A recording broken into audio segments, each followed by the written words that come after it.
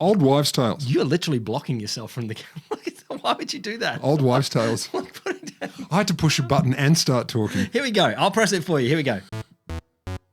Wives' tales. Yes.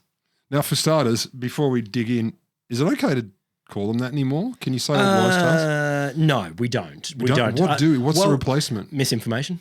No. Folk culture beliefs. Old lady folk culture beliefs? Yeah, I think so. Look. Old married lady folk culture beliefs that men share. So many things are still called old wives' tales. Urban myths. And no one's jumping up and down. They seem to occupy a very specific part of the zeitgeist. A lot of other people like to share these things. It's like, why are we blaming the old wives? By old wife, do we mean ex-wife or do we mean... I think just old, outlived their spouse, because the young ones can be shitheads too. I think that's what you're trying to say. No. I don't like to put words in your mouth. It wasn't anything there. But so the food ones, I'm interested in, I suppose you could call them original sort of superfood stories. So like bread crusts. Oh yeah, eat your crusts and you'll get a six-pack. Yeah, it's something like that. Like I even got it as a kid, like, oh, the crusts are the best part, they're better for you. I'm like, they're still bread.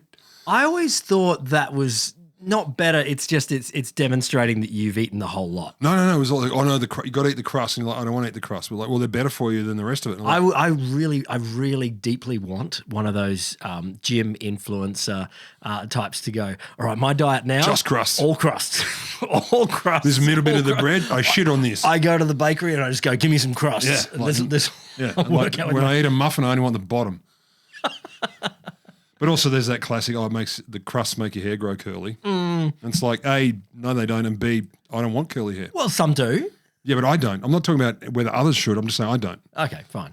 I already have these magnificent locks. Yeah. An apple a day keeps the doctor away. We've, heard this one over the years. Well, it's better than not. Not an apple a day. Yeah. Keeps the doctor coming to you. Yeah. Or you to them. That's just pushed by the doctor's marketing board. Well, did you know apparently like that version of the phrase started in 1913, allegedly. But, it smells very 1913. But there's an earlier version. Oh, my God. 1866. What, some cruet in your mouth gives you a doctor no? A really good tooth.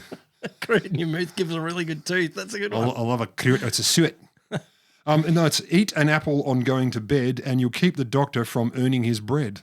Oh, it's not bad. So it's still the same thing, but it's like it's been modernised. An apple a day. That sounds like the American version. Like the PR people got involved there. Yeah, they did. And the old version is like the English version. Spinach. Spinach is a classic. Popeye. Exactly. So 1870, German chemist called Erich von Wolff. So he looked at the iron content in spinach and a bunch of other green vegetables, whatever. And when he was recording his findings by hand, he moved the decimal point by accident. What? No. So there are 3.5 milligrams of iron in a 100 gram serve of spinach, but because he oopsied, he got it an order of magnitude wrong, so it became 35 milligrams. Oh, my God. And so people went, holy shit, spinach and iron, this is the good stuff. Let's get it out there. It's legend, yes, hence Popeye, etc. I like spinach. There's nothing wrong with spinach. It's just, it ain't the iron you think it is. It's not as good as I thought it was. I still... And apparently that myth got American consumption of spinach up by a third. In 1937, so 60 odd years later, someone rechecked and found, oops. But no one gave a shit. It was too late. It had stuck. Yeah, well, whatever. I don't care anymore. Spinach is still good. You've got to eat spinach. Spinach is good for you. Kale's better because obviously it's magic. Not as good as quinoa. You got any others? Eat your blah and then stop your pooing at work. Do you mean positive or negative? There's baked beans make you fart. I call that living. Well, but a lot of things make you fart. I'm awake. And, yeah. I'm asleep. There's another one. I don't know if it's an old wives' tale. There's a story about if you're on a desert island, what are the two foods that you can have that will keep you alive? When I was a kid, I said violet crumble. No. And milk. No. This is like what's going to two foods that will I'm from the Marlon Brando school. Lobster and coconuts. Damn, that'd be nice. Not necessarily going to keep you alive. Not a lot of nutrition in a coconut. But no, it's like what is the max? Basically, it's what are the things that are going to cover as many of your salmon and sweet potato. Salmon's probably good. Sweet potato's all right. Like I'm not the expert on this, but you hit broccoli and banana. Are going to cover a lot of your nutritional needs. I don't know how much protein you're going to get in there. Do you have to eat them together? Because I don't want to. No, you must. You must. This is a combined thing. I don't want to. Other old wives' tales. Well, I can't think of another food one, but I mean, there was the classic is if you sit on like cold pavements, you'll get hemorrhoids. Literally, I always told this as a kid. Oh, don't sit on the cold pavement.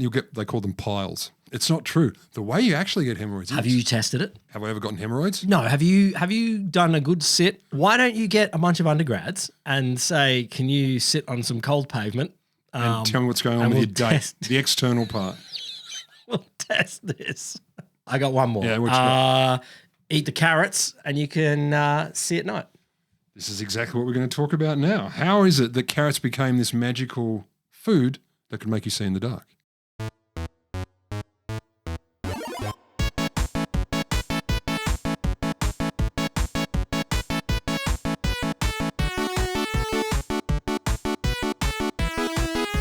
Welcome to The Wholesome Show. The podcast in which two academics knock off work early, like now, grab a couple of beers, dive down the rabbit hole, and maybe see in the dark. I'm Will Grant. And I'm not. Rod Lamberts. I love eating carrots. You do? I enjoy carrots. They're like they're the apple of the vegetable world. Everyone says so. They really are. That's what the carrot marketing board has said. They're trying. They're pitching for carrot a day keeps the doctor away. I quite like carrots, but raw carrots for me they're one of the harder foods for me. I find them the flavour of a raw carrot is a bit. Are you a soft carrot guy? I'm a cooked carrot guy. What the? But a raw carrot, I can eat them, but I'm like, it's a bit. It took me years to be able to go like, I don't find this objectionable. Raw carrots for some reason never been my favourite. Yeah, I know. Oh my God. I know. No, like for me, confession listener here, everyone does their work lunch. Mine is the most rudimentary. Carrot. No. I grab the things in the fridge that don't need any container, any wrapper, or any preparation, and I can eat them. Okay, there's an apple, there's a carrot, a banana. These are perfect because they're self-wrapped already. Yep, jar of anchovies, bang, throw them in the blender. There you go. Drink it on the way to work. And I'm just like, I am so lazy about lunch, but it's like, oh, there you go. That's what I did last night. So I'm currently living the life of a bachelor, which is extremely confusing for me. And last night I went, fuck, I should have dinner. I looked in the fridge and went, the first three things I saw, roast chicken, cold, slices of cheese and strawberries. And I thought, that's my dinner recipe. Combine. There's my dinner. And it was delicious. So, carrot wives' tales. So are they good for your eyes? Yes. Are they? What? Yeah. Is that it? We're done. We're always being told shorter episodes. But the whole see in the dark thing. So night blindness, right? It is a thing. Night blindness is a thing where as it gets darker. When it's dark, you can't see. Yeah, but you didn't need science to tell me that. No, but also, I mean, obviously it's a continuum of the levels of darkness. And as some people, they very quickly lose their ability to see in dimmer conditions. Wait, so some people are worse. Are way worse. So it very quickly, in dim light, they get staggeringly incapable of seeing. So that night blindness is a thing. It's called that. So people have talked about it actually for millennia. Like, so the ancient Egyptians, apparently, there is a text that says, here's how you treat it. Oh, really? You squeeze the juices of a grilled lamb's liver into the eyes of the afflicted person. Yes. Yeah, of course. It's remarkably ungross given what it could have been. It's probably like the shit of a camel, stab a needle in the eye. The juices of a lamb's liver. Cooked. They're not monsters. It's still like old-timey medicine. It was like... Well, something must die. Like, something must die, and it must be weird and gross, and then the weirder and grosser, you're getting closer to the thing. The weirder and grosser, you're getting closer. Or further away from... That's probably what that is it. Or, if it's hard to get. Like, if it's a flower that only grows out of the butt of an ogre on the mountain. On the solstice. Yeah, on the solstice of the mountain. On the northern hemisphere only. Yeah. Something like that. Then you got to boil it and pour it in your eye and blow it out your nose. But people have speculated more recently the reason that might have actually worked, which apparently it did, was because afterwards they got the patient to eat the liver and there's a lot of vitamin A in that.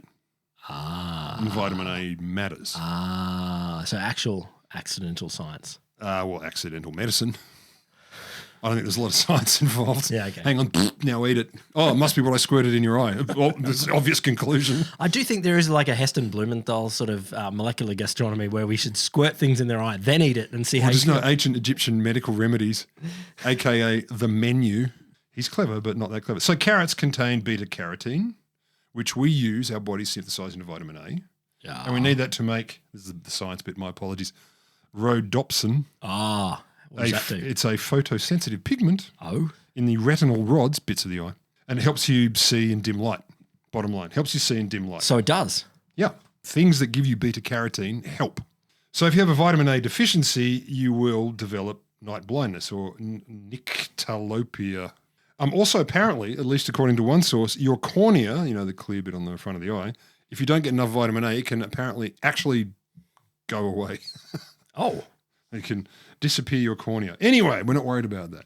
So eating carrots can fix and or improve your night vision. Mm-hmm. That is actually true. Can you overdose? The obvious question. I've often worried, given my lunch. That's true. Sometimes I'm tempted just to grab the bag of carrots. But you don't have a bushel every lunch. Like I've seen you eat A bushel? a bushel, which is 2,500 carrots. So this is an article you probably read from the International Journal of Eating Disorders. Maybe not. Carrot Man, What? a case of excessive beta-carotene ingestion. Oh my God, go, yeah. It's just one example, just to give us a flavour. Hang on, they called it Carrot Man? That seems a little bit dismissive. Carrot Man : oh no, we'll wait till I tell you about him. Unless he gave himself that name. Like if they don't a go into patient that. came in, he ate a lot of carrots, we called him Carrot Man. Hi, I'm Carrot Man. I mean Stephen. No, if he calls himself Carrot Man, that's okay. You're going to tell me the details. I just feel like the doctor's going, fucking look at Carrot Guy. Yeah, why not Carrot Clown? Stupid carrot guy. Stupid carrot idiot. Dumbest carrot in the world. This is 2012. This is a dark time for caring about people's feelings. So just a quick bit from the abstract. The authors describe a 48-year-old male who complained of abdominal discomfort and yellow/orange skin discoloration. Okay. So he's turning carrot coloured. How many are we talking? Oh, we're going to get there. Physical examination was normal, except for some mild mid-abdominal discomfort. An abdominal CT scan indicated a colon that was full of stool. Oh. So lots of poopy in the body. Yeah. He's not getting it out. I get it. I'm helping it out for others. I know you understand, but you're an educated man. Lab studies indicated elevated liver enzymes, which can be related to too much vitamin A and stuff. Anyway, upon further questioning, the patient reported ingesting 3 or more kilos of carrots per week to facilitate the dieting effort. That's not vast. But it's not none. What is one carrot that you would eat at lunch? Half a kilo. It is not half a kilo of carrots. You probably don't eat a kilo One of carrots. One carrot's 50 grams. Yeah, so That's a guess. Our producers will type these magic numbers in here. They already have. Oh, wow. For the people listening, How did it's that already happen? happened. Look at that. 3 kilos of carrots. Well, I feel like that's a bit boring. No one said that's all he was eating. The patient was diagnosed with constipation, hypocarotenemia. Like that is Latin for too much carrot syndrome. Yeah, pretty much. Like, come on, guys. And the symptom seriously, is you get 90% of good medicine is literally just put it in Latin and you'll sound wise. Yeah. Or you want to go really serious, put it in Greek, and you'll be like, no, we're going to the nature of knowledge here. But now you've got to be a double distinguished professor to be able to say that. Yeah. So yes, he was diagnosed with that and possible vitamin A toxicity, which is strange because we use the shit in the carrot to synthesize vitamin A. And my understanding from other sources is you hit a point where your body doesn't synthesize anymore if you're not ingesting actual vitamin A. But ingesting actual vitamin A Can fuck you up. Well, we've talked about polar explorers. Yeah, who've done that. yeah. You eat the walrus. And the dog's livers. Yeah, that's and too much. And you get poisoned by vitamin A, but you don't get it from carrots. But so they do say possible vitamin A toxicity. So following his cessation of excessive carrot ingestion, technical term, his liver enzymes normalized within a month. So the bottom line is, if you got fucked up night vision, did you find out any more about him? I would have, but this is only a 4-hour episode. I just want to know how what is his Carrot life- Man? Well, like, What does he call himself now that he doesn't eat all the carrots? I'm just man. I am man. Well done, champ. There is a the uni dieters. I don't know if that's the word, but there's a bunch of people Like who, the Unabomber? No, as in they choose one thing. Bananas is a common one where people go, that's what I eat. I eat that. And I'm a uni dieter. I just choose food. or a seafood diet. You seafood. And you diet. Oh my God. But there is a bunch of people that go, that's my one food. If you only eat bananas, add avocado. Oh no, broccoli. Too much mush. Like you can't have too many mushy Eat something things. that crunches. You got to have some crunch in like there. gravel. Minerals are good for you. So the bottom line is, if you have a problem with night vision, eating carrots will help, but it'll only get you up to normal level potentially. Like it won't, so it solves your shitty night vision, but it doesn't make you it doesn't superpowered. make you superhuman. Fuck again. Let down. You tell me a story, and here's how you don't get a superpower. Yeah. I wave it in your face and then I take it away. So where did this whole carrots will make you see in the dark thing come from? Story seems to run like this. Mid-20th century, we're around the beginning of World War II. We're very well aware, science-wise, vitamin A is critical to healthy eyesight for, biological reasons. We're also well aware of the importance of beta-carotene to help us synthesize it to get the vitamin A's. So we knew carrots were a good source of this. It's all coming together. So by 1940, there were versions of high-carotene strains of carrots being tested on World War II pilots. To reduce night blindness. I like the idea that we're giving him speed and some super carrots. Amphetamines and a shit ton of carrots. Mega carrots. So they're doing these tests on World War II pilots, and they had good reasons because 1940, the Blitzkrieg, the lightning wars, the Luftwaffe, the German Air Force, flying over under cover of darkness. Yep. Smashing the shit out of England. No. Okay, so they're not eating carrots. But they're attacking in the dark. So, of course, the English did the smart thing and they went citywide blackouts. Like, turn off the lights quick. Yep, lights out. Put that light out. There was the classic call from the ARP warden in Dad's Army. We all know what I'm talking about. Oh, fair enough. So they wanted to make sure that people would not get bombed or do the best they can to fuck with people. But what that meant was maximising people's ability to see in dim conditions. Oh, yeah. Mattered. Not just pilots, also civilians. Everyone on the ground. Yeah, you got to be able to drive your car or you're walking around squinting. Air raid bunkers and whatnot. Exactly. So also, though, the year before 1940, the RAF had built a new, what they called secret airborne interception radar, which they called the AI. Oh. The first version of AI. And it was important because this radar, the difference between it and the original radar, it was on planes. It was airborne as opposed to just in installations. Oh, so this is up in the air? Yeah, actually on the planes. And that was a big deal. That's 1940? Yeah. But I thought radar was only invented like itself. Not a long way before it. Good on them. So it meant that they could pinpoint enemy bombers before they even reached the English Channel. It helped. It exacerbated. Did the radar eat carrots? Yes. Thank you for joining us. So 1940, there's an RAF night fighter ace called John Cunningham. He became the first pilot to shoot down an enemy plane using this airborne interception radar, this AI. And he eventually knocked up 20 kills and 19 of those were at night. So he became known as Cat Eye Cunningham. Cat Eye Cunningham, yeah. Because, cool. Cats can see through. Not Carrot Guy Cunningham. No, not yet. So the Poms needed, apparently, to keep the secret of their successes of doing this secret. Oh, of course. It's war.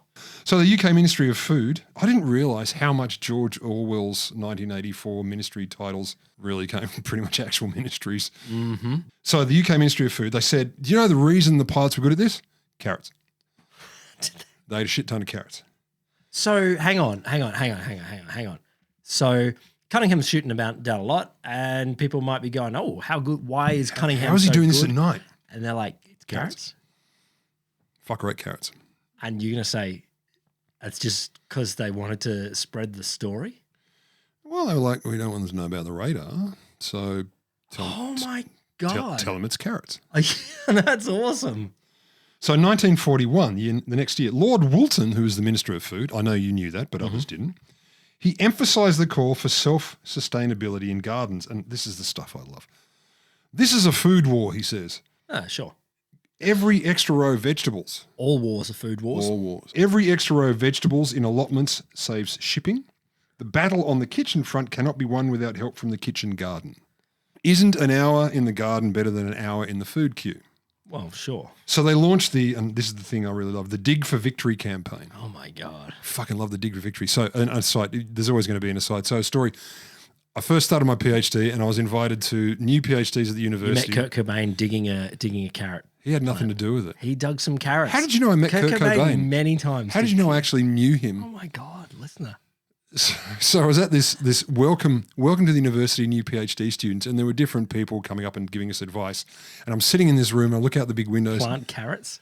Or kind of. This dude walks by and he starts looking in the window and he's a short, round man. He's wearing big jeans pulled up to his belly button. Santa Claus on his day off. Almost. Big round face, a buffy sort of Harry Butler, like an old school bush hat. Red braces and a T-shirt that just said "Dig for Victory," and I thought, no, he had a Dig for Victory shirt. He did, and he's looking in the window and smiling like an idiot. And I thought, oh. I would would wear the fuck out of a Dig for Victory So would shirt. I. So would I. I'm going to 100%. buy one right now. Like that Dig for Victory. So he's wearing and it's got the your iconic kind of 1940s man with the sleeves rolled up. no, but it digging for can't. victory. No, we're assuming this is Gertie Gerda and her Gerda mechanics. Like this is the home front. Yeah, no, it wasn't. But this is a dude. But anyway, so he's peering in the window, and I thought, crazy guy, come to sneak some sandwiches, which is fair enough. You did your PhD a long time ago. It was a long time ago. You had people still from World War II that Yeah, are like, yeah. I'm around. Jesus Christ, he is old. But yeah, I'm looking at him going, Dig for Victory, that's fucking hilarious, but this guy's obviously nuts. And then he walks in the back of the room, and I thought, I'm so curious to see how the people running this event handle it. And he walks up to the microphone, and I thought, oh shit. He's running it. So he's like the next guest speaker. He's a professor of philosophy. Yeah, okay, fair off enough. he goes. It was fucking fantastic. Back when I did my PhD in 1930 and then I dug for victory. Exactly. It was wonderful because he just looked so freaking clownish, but he was delightful. And he spoke like an opera singer. Like, he projected. It was just, I'm just watching this man going, you legend. You fucking crazy legend. Anyway, Dig for Victory. So the advertisement started to encourage people to make their victory gardens. Yeah. And citizens would tune into radio broadcasts like The Kitchen Front, which is a 5-minute BBC program, and it would give you hints and tips and recipes. Carrots were promoted as a sweetener because it's hard to get sugar. Well, they are sweet. So there was a Ministry of Foods war cookery. Don't tell me this is where carrot. This is the origin story of carrot cake. Finally, yes, it is. The origin story of carrot cake. You listener had been wondering all the time. You're like, Delicious finally, carrot I cake. want some rabbit hole guys to tell me. How fucking good is carrot cake though? You know who? I'm the person that invented carrot cake milkshake. So you drop some cake into a milkshake by accident and went Yeah, you blend it up. num nums. You get a carrot cake and you put some milk in. Yeah, you but I've blend it watched up. you drink a milkshake that they deliberately put lavender in. Lavender isn't food. I also invented the bacon cronut. Yes, you did, and I was there for that too, and I do applaud that one. War cookery leaflet number 4. Recipes were carrot cake, carrot pudding. Carrot pudding. Please, what the fuck is carrot pudding? It's mushier than cake. I would eat the shit out of carrot pudding. I'd eat the shit out of any pudding, to be honest. I don't need to know. This is dirt and pig blood pudding. I'm like, you had me at pudding. You know what this is? Love it. Oh my god, this is them just going. What can people grow themselves that's simple as fuck? They can't fuck it up, and mush then it they up. can mush it up and do Add some anything. goo goo. Add some suet. Carrot flan. So it's quite expensive in the war, actually. It was quite valued, wasn't it? Yeah. Carrot marmalade. They also invented Dr. Carrot. Dr. Carrot. So he was a character to help motivate people They to call me Dr. Carrot. carrot. I'm not a real doctor, but I am a real carrot. So he was on radio shows, he was on posters. A Disney cartoonist actually designed a whole family based on Dr. Carrot. Hang on, this is still in the war? Yeah. There was Carroty George. Carroty George. There was Pop Carrot. There was Clara Carrot. The sexy one. Clara Carrot was hot. Here's Dr. Carrot. Here's an ad for Dr. Carrot. Dr. Carrot, the children's best friend. Yeah. Do you know what I love about Dr. Carrot? He's wearing glasses. It's supposed to be about eyesight. He's wearing fucking glasses. No, but he's a doctor. He studied so hard that even his carrot powers couldn't solve that. But isn't it funny? He's carrying a bag that says vitamin A, but it also could be Vita. Vita, yeah, Life. like life, yeah. And yeah, Dr. Carrot is the children's best friend. There were ads in newspapers and other places. It was like this: eyes in the blackout. The image isn't that interesting, but it looks kind of like an owl. But it says some odd, unexpected little talents Dr. Carrot possesses. Can I pause for a sec? Yeah, Why did we never grind up some owl? I don't know. Like that would have been good for seeing in the dark. That's sympathetic magic or the other one? Yeah, like- no, it's contagious magic. Yeah, Owls see well. If I eat an owl, I'll see well. it's a fucking good form of magic. I agree. Well, there I you go. agree. World War II, Winston, if you're listening, Yeah, get your shit together, World War II. grind up some owl. So yeah, odd, unexpected little talents Dr. Carrot possesses. Not only does he entertain you at mealtimes, I mean, what's more entertaining than a carrot? He gives you savour to your sweets and sweetness to your savouries. Oh god, everything tastes bland. He can actually, did you know, help you see better in a blackout. Meet Dr. Carrot. You'll like him. Okay, That's the ad. yeah. Look, ads weren't great back then. I think that's fantastic. So basically, people suggested, and a lot of people think the magical eye power of carrots was a propaganda stunt to fool Jetty, the Germans, With some basis. with some basis. And they wanted to make sure, therefore, no one was looking for the magical new version of radar that was actually on planes. So it was deliberate subterfuge to cover AI. Or was it? What? So So great article in the Smithsonian magazine, which talks to a bunch of people, including, this is the one I love, they interviewed John Stolachik, who's the curator of the World Carrot Museum. It's an online museum. What the fuck? Not even physical? Nope, 100 and something pages of stuff. This article's from 2013, so I don't know how vibrant and live it is now. When I tried as vibrant as it was then, obviously. It was fairly much in the web archive area of the internets. So they're interviewing in this Smithsonian article, amongst other things, John Stolachik. I'll call him John. He says he's not confident about the exact origins of the faulty carrot theory, but he reckons it was reinforced and popularised by the Ministry of Information. It may or may not have fooled the Germans as it was planned, but he has no evidence they fell for it other than the use of carrots to help with eye health was already well ingrained in German culture. So maybe they were like... it'll resonate. Yeah, exactly, yeah. He wrote this in an email to the author of this Smithsonian article. But what I love is it was part of his upcoming book, tentatively titled, How Carrots Helped Win World War II. As I say, this interview was 2013, and I looked, I don't think he actually wrote the book, but he was having a crack. So he says there are apocryphal tales that the Germans started feeding their own pilots more carrots because there was some truth to this rumour or not. But regardless, apparently one thing that's pretty clear is the Ministry of Food's efforts meant that there was so much extra production of vegetables in the UK that by 1942 they had a 100,000 tonne surplus of carrots. So I was like, fuck yeah, carrot. So all of this comes back to carrots are a thing that most people can grow pretty easily. Yeah. And if people are growing them everywhere, then this is going to feed locally and give you superpowers. I don't think it's even that. Or not. No, it's food. It's nutritionally and vitaminally dense. Yeah, absolutely. It fills your tum-tum. You can make marmalade out of it. I really want to try carrot marmalade. If we go further down the rabbit hole, was the campaign deliberate? Let's ask the real question. So a spokesperson for the Royal Air Force Museum in London said, the museum has no paperwork relating to the first press release about carrots and eyesight, etc. And if they did, it would be tricky to find because it would have been handled by the Ministry of Information, which is tricky. So they say, who first mentioned the idea of using the carrot story may remain a mystery unless there are files in the National Archives. But this is a quest. It's a mystery. This is a quest. The Wholesome Show Detective Agency comes back. It's Winston Churchill all the way to the top. Fucking Winnie. And the Queen. And the King. And the fucking Emperor. King, Queen, Winnie, the Emperor of the UK, Churchill. It must have been. It was. Carrots. It was. Well, may you say. It was all carrots. So regardless of whether the Ministry of Food were responsible for the original story, they at least made use of Cat Eye Cunningham. So they got him to promote carrots as a good thing for the population. So the World War II fighter pilot who was good in the dark said, eat your carrots, kids. Are there photos of him like chomping on a carrot? Yes, but I just don't happen to have them now. There was no follow-on from the RAF or a really serious effort to get the Germans to believe it was carrots that allowed their fighters to be so successful. So it was a bit kind of not necessarily true. And so the phrase that came up a lot was the ministry was happy to go with the flow and follow the lead of the Ministry of Food, etc., who said carrots are tops. They're like, well, why get in the way of this? This is useful to us. This is the tide, man. It's useful for us.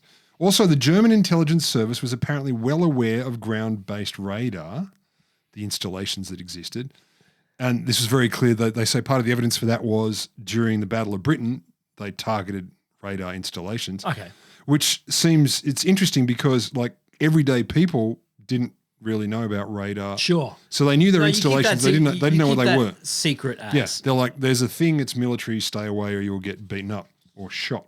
So also it seems that apparently the RAF could confirm the existence of German airborne planes. They could simply do this by putting normal commercial radios into bombers. No, you fly a normal everyday plane with a radio in it over France and France would go, but in a French language, there are planes from Germany coming over. Je suis en plane. Yeah, le plane. Yeah. Oui, merde sacré bleu. So they could kind of fly around anyway and go, the French are saying there are German planes coming, I'll radio home and we'll prepare. So the Germans probably weren't that excited or surprised. They kind of had the impression this shit was happening anyway. Yeah, so but okay. They would have liked to know more. They would have. But it wasn't the same basically. And there's a little bit of them thinking maybe the English have been fucking chewing down the carrots. Like Maybe. just a bit. Yeah. Just a bit. Yeah, because as I say, it appealed to the zeitgeist of Germany anyway. Like carrots are good for you. Yeah, blah, no, blah, blah. they were big in the carrots at the time. Oh, the Germans are carrot people. It was probably more. The campaign was to convince people at home, like eat better, eat carrots. You'll see better during the nighttime blackouts, etc. Yeah, dig for victory. I dig for victory. Yeah. I think plant yourself a garden. Carrots and potatoes would be great. If you can see in the dark, that'll help a few other things as well. Yeah, I think that's the bottom line. I mean, cat eye helped, but whatever. And the bottom line really is that the superfood thing is eat the rainbow, etc., blah, blah, blah. So the bottom line is there's no superfoods. Carrots aren't anything special. Did the Poms do it deliberately to confuse the Germans? I know people hate this, but it's a maybe. In a wartime, you're looking for any strategic end that will give you some sort of. And if one bit of this is like this will have people at home growing food that will give them some more nutrient. Good. Also, they've just got food. It's yeah, there. No. Literally, food, nutrient. Absolutely, that's a benefit. If it spreads a propaganda thing that carrots might that the Germans think we can see better at night. Okay, let's pretend it's not our tech. That's useful. If add to it, it actually does make our pilots see about what and our people in cities. What's the harm there? So it's one of those things where I think the underlying thing of we need nutrients in people. Like dig for victory, I think is the essence of this. Excellent. Yeah. That's the centerpiece. It's like we want to win a war. We've got to put more food in people. Yeah. And if there's a bit of propaganda, like it's trying to work on multiple fronts here. Yeah, absolutely. Like I agree. Yay for us, yay for them, good for them. It's great. They tried. Whether it fooled the Germans or not, who fucking cares, honestly? But I got to say, it's a great story. The idea of it's great. It really, for me, it is the dismalness of a totalitarian world. Like we talked about 1984 before, and it's just like when carrots are a big part of your path to victory. Yeah, what's going to save us? What's going to give the world You optimism? It ain't no Achilles. It ain't no, It ain't AI. It ain't electric cars. anything fun. It's like It's a root crop. carrots to victory. Yeah. Eat root crops and your life will be amazing. What are you thinking about? I'll go with this. This is a thing that people have talked about a lot in the age of the internet, but also in the age of Not the internet? carrots. The benefits of boredom. Because boredom is fucking boring and I hate it. I hate it. Wait. Boredom is boring? I know. It's a circular logic here. Like, no one likes boring. No. Well, look, honestly, And we've been in a world that has somewhat erased boring. I have a counterpoint, which is a coincidence. We did not plan this earlier. Apparently, the opposite of burnout at work, they've got a name for it, bore out. What is bore out? That's Borat. That's when Borat turns Every time up. I read it, I'm like, you mean Borat? And they're like, no, bore out. And honestly, there are people who, instead of burning out, are boring out of work, and it's fucking them up at least as much as burnout. Yeah, okay. So burnout is it's too much, it's too vibrant, it's too I can't handle it. Yep. Bore out is when they're like, I've had it. Like I remember the last job I had before I decided to commit to academia was a weird corporate graduate position. Yeah. And I remember driving to work. You mean before you committed to podcasting? Before I committed to podcasting via academia, but now podcasting. I was driving to work in my little suit job. It was a multinational company, blah, blah, blah. And I remember... Please tell me you're wearing a little suit. It was a tiny suit. It was tiny. It was like a child size. I could barely move my arms. And I remember literally yelling at myself, just get through another day, because I was bored. You actually did that? Fucking shitless. I was so bored. I sat in a cubicle for 8 hours a day. I had to wear a suit and I had dick all to do, but I had to be there and it made me insane. I've talked to someone who in a job where they had to press a keyboard to like demonstrate that they're there at the keyboard at a certain number of That's the plot of Lost. Where you just got to type the number presses in. per day or something like that. Yeah. Me. And she could get surgery. Look, you're productive. And it's like, I don't want to be in a place where the only thing my work is actually requiring of me is a demonstration that I am physically there. Yeah. I want to buy your soul and your time. Like, fuck that. So there's a two-sider here. Like there is. Like boredom is actually, I worry for kids these days. I am a parent of kids these days that that You can't be a parent of anything else. no, yeah, I get it, but we can erase boredom in a way that we couldn't in the 1980s or the 1950s when you were a kid. Yeah. Like 20s. But there is a chunk in which it is good to go, well, what do I do? What do I do? And, you know, to look in your own brain and go, what is it? So This is a big deal for you. to look into my own brain. To sit there and not pick up your phone or play with a piece of lint, like that can't be easy. Lint is very entertaining. I've seen you be entertained by lint in meetings. Many times. But no, I agree. Like I deliberately now when I'm sitting around, like I'm hanging out with people or whatever and they walk away, I think, don't pick up your phone. Just look around. Just try it. Just try not to actually interact all the time. Such a fucking hippie. Yeah, I know. I'm like What else have you been thinking about? You know the guy who gene edited the babies, the Chinese dude? Well, the story is that he did. So the story is that he did. The other story is, and I looked really hard because it came out on all the news feeds on April the 1st, and I cannot see any evidence, but I cannot find evidence that it was an April Fool's joke. Apparently he's back. He's out of prison. He's done some more babies. Well, he's working. That's what I did in prison. I did some prisoners. Pretty much, yeah. He's working on ways to fight Alzheimer's disease by gene editing human embryos, and he's just doubled down and gone, I'm just going to do that now. And you're like, really, dude? Really? And seriously, so every news report I saw was April 1, April 1, April 1, and so I'm rummaging, and I waited a week. It's not a common phenomenon in China to make an April Fool's joke. No, but it's from prison either. But it's a common phenomenon everywhere else on the planet. And I don't so far think it's April Fool's. So he's literally gone, yeah, I gene edited some babies and they're fine. Anyway, I've come out of prison now. I'm going to gene edit some babies. But now it's Alzheimer's, not HIV. Oh my God. Yeah, I know. Like, what the fuck, dude? So I've been thinking about that. I got one more that it's a thing that's bubbling in America at the moment where Love? No. Well, yeah. No. A bunch of people are saying the problem with our election system. The problem. Well, yeah. Too many machines and not enough hand counting. And so there's a bunch of far-right people that are like, we should hand count the vote. And there's a bunch of political scientists that are like... Only far-right, not left as well? Well, that's my thing. That there's a bunch of people that are like, but that would be slow. And I'm like, oh my God, you idiots. This is like the most important decision that a country makes. You know, how you choose your government. Well, and you're like... And your flag. Fine. Your national meal. But there's a bit of me that's like... Why are you fighting against hand counting when transparency and seeing what's literally going in is a big thing? And the far right might not be wrong about that.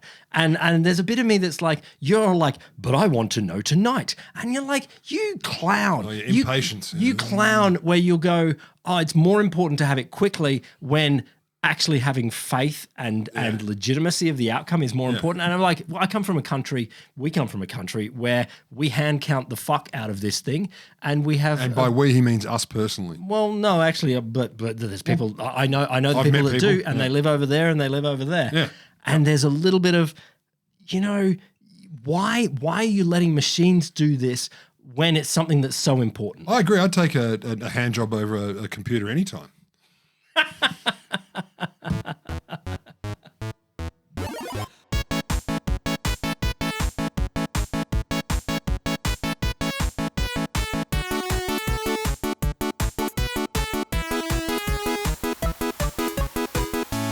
I don't know.